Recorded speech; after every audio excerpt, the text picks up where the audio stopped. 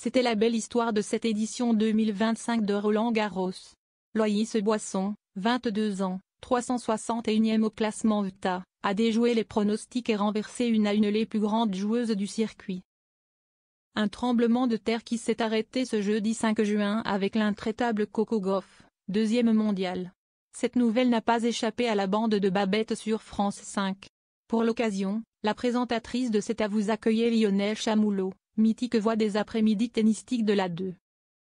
Après son analyse de la défaite de la Dijonnaise, une remarque de Manuel Bompard a fait réagir la tablée. La figure de proue de la France insoumise était également invitée dans le talk-show. Lionel Chamoulot a donc fait part de son autopsie de la demi-finale perdue par Loïs Boisson au chroniqueur de C'est à vous. L'enchaînement était tellement difficile parce qu'elle arrive un peu de nulle part. Quand on se rend compte au fur et à mesure que la marche est de plus en plus haute, cela vous rattrape un peu. Et là elle n'a pas eu la journée de récupération qu'il fallait, déclare-t-il avant d'être coupé par Anne-Elisabeth Lemoine, mais Coco Gauff non plus, elle jouait hier, rappelle-t-elle. Pour autant, selon l'ancien journaliste, les deux tenniswomen n'étaient pas sur un pied d'égalité. Coco Gauff non plus, mais elle a joué moins longtemps.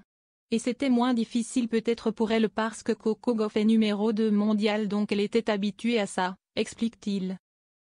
Celui qui pendant 4 ans a présenté le magazine Stade 2 sur les antennes du service public a précisé, je pense aussi que quand il y a un joueur qui arrive un peu de nulle part comme ça, ceux qui sont en face ne savent pas trop comment elle joue, ils ont dû regarder les matchs et dire, attention à son coup droit, attention à ses amortis.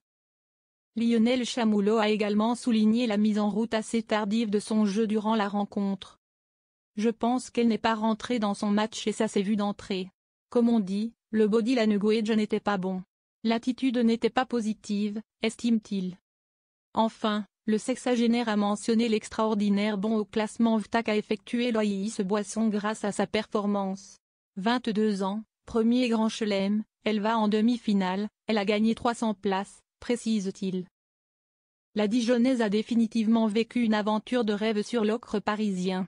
Un beau souvenir auquel sera joint un chèque doré. Elle sera numéro 1 française, elle a gagné 685 000 €, indique Lionel Chamoulot.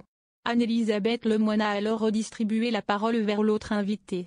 Et ses exploits ont été très suivis, y compris par Manuel Bompard, glisse-t-elle. Prenant la balle au bon, Patrick Cohen a adressé une plaisanterie à l'homme politique. Il veut la taxer, s'amuse l'éditorialiste. Tout sourire et sibyllin, Manuel Bompard a répondu, après, si elle gagne.